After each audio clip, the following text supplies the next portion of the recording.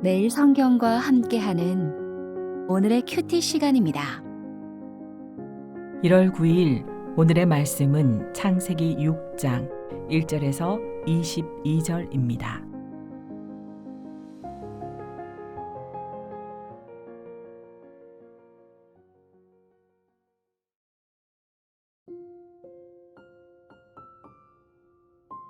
사람이 땅 위에 번성하기 시작할 때에 그들에게서 딸들이 나니 하나님의 아들들이 사람의 딸들의 아름다움을 보고 자기들이 좋아하는 모든 여자를 아내로 삼는지라.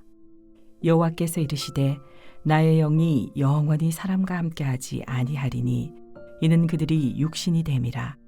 그러나 그들의 날은 120년이 되리라 하시니라. 당시의 땅에는 네피림이 있었고 그 후에도 하나님의 아들들이 사람의 딸들에게로 들어와 자식을 낳았으니 그들은 용사라 고대에 명성이 있는 사람들이었더라. 여호와께서 사람의 죄악이 세상에 가득함과 그의 마음으로 생각하는 모든 계획이 항상 악할 뿐임을 보시고 땅 위에 사람 지으셨음을 한탄하사 마음에 근심하시고 이르시되 내가 창조한 사람을 내가 지면에서 쓸어버리되 사람으로부터 가축과 기는 것과 공중의 새까지 그리하리니 이는 내가 그것들을 지었음을 한탄함이니라 하시니라. 그러나 노아는 여호와께 은혜를 입었더라. 이것이 노아의 족본이라. 노아는 의인이요 당대의 완전한 자라. 그는 하나님과 동행하였으며 세 아들을 낳았으니 셈과 함과 야벳이라. 그때 온 땅이 하나님 앞에 부패하여 포악함이 땅에 가득한지라. 하나님이 보신즉 땅이 부패하였으니 이는 땅에서 모든 혈육 있는 자의 행위가 부패함이었더라. 하나님이 노아에게 이르시되 모든 혈육 있는 자의 포악함이 땅에 가득하므로 그 끝날이 내 앞에 이르렀으니 내가 그들을 땅과 함께 멸하리라. 너는 고페르 나무로 너를 위하여 방주를 만들되 그 안에 칸들을 막고 역청을 그 안팎에 칠하라.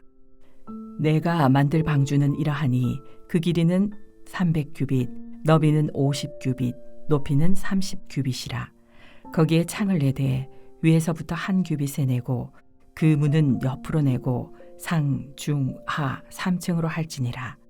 내가 홍수를 땅에 일으켜 무릇 생명의 기운이 있는 모든 육체를 천하에서 멸절하리니 땅에 있는 것들이 다 죽으리라. 그러나 너와는 내가 내 언약을 세우리니 너는 내 아들들과 내 아내와 내 며느리들과 함께 그 방주로 들어가고 혈육 있는 모든 생물을 너는 각기 암수 한 쌍씩 방주로 이끌어들여 너와 함께 생명을 보존하게 하되 새가 그 종류대로 가축이 그 종류대로 땅에 기는 모든 것이 그 종류대로 각기 둘씩 4개로 나오리니 그 생명을 보존하게 하라. 너는 먹을 모든 양식을 내게로 가져다가 저축하라. 이것이 너와 그들의 먹을 것이 되리라. 노아가 그와 같이 하여 하나님이 자기에게 명하신 대로 다 준행하였더라.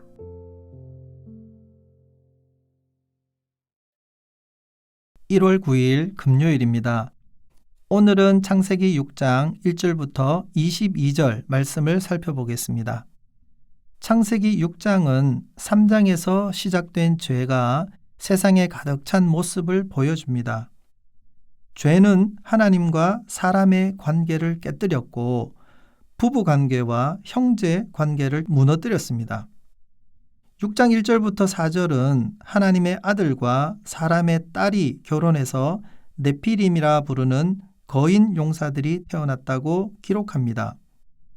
하나님의 아들과 사람의 딸이 누구를 가리키는지 해석하기는 쉽지 않습니다. 셋의 후손을 하나님의 아들로, 가인의 후손을 사람의 딸로 보고 하나님을 믿는 경건한 셋의 후손이 하나님을 떠난 가인의 후손과 결혼해서 자손을 낳았다고 보는 견해가 있습니다.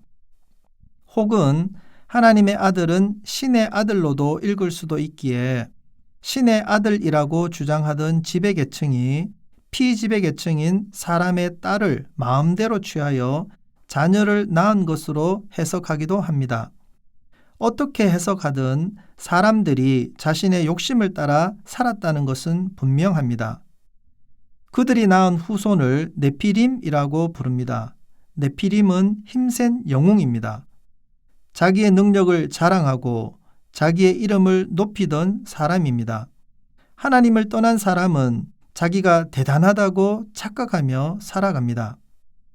하나님이 사람들의 수명을 120년으로 제한하셨지만 사람들은 잘못을 돌이키지 않았고 결국 하나님의 심판을 피하지 못합니다. 5절부터 7절에는 세상을 보시고 한탄하시고 근심하시는 하나님의 안타까운 모습이 나옵니다.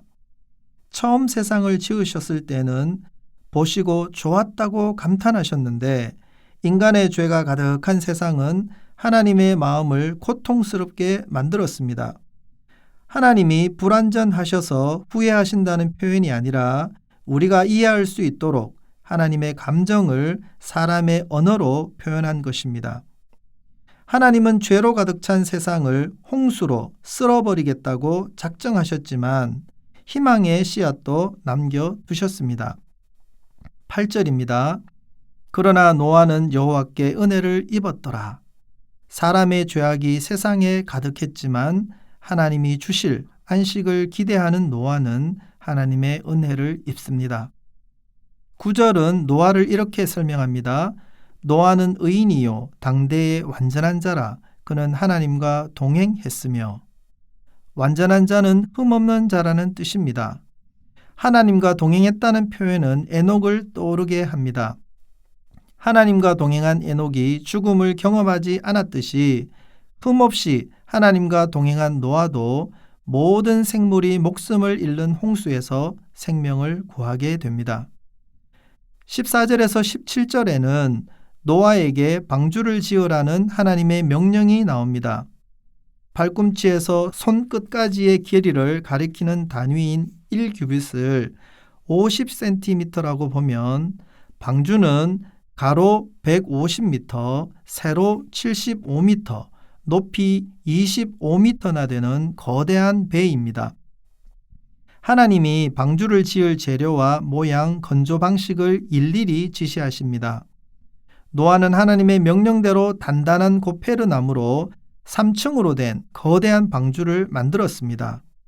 인력과 도구가 충분하지 않았던 시대에 이처럼 큰 규모의 방주를 만들려면 많은 시간이 필요했을 것입니다.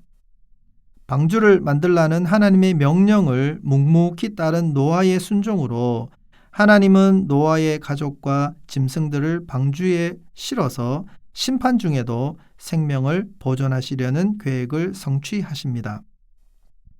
노아의 이야기를 깊이 묵상하면서 많은 사람이 살아가는 방식을 거부하고 하나님과 동행하기를 선택하며 순종으로 하나님이 명령하신 일을 이루는 하루가 되시기 바랍니다. 기도하겠습니다. 하나님, 세상은 자기의 생각과 소원을 이루라고 부추기며 응원합니다. 자세하게 살펴보면 사람의 욕심과 허영일 때가 많습니다. 우리는 하나님의 은혜를 구하며 하나님께 순종하여 하나님 뜻을 이루는 데 마음을 두고 살기를 결심합니다. 노아가 걸었던 길을 따라 하나님과 동행하며 살겠습니다. 예수님 이름으로 기도합니다. 아멘.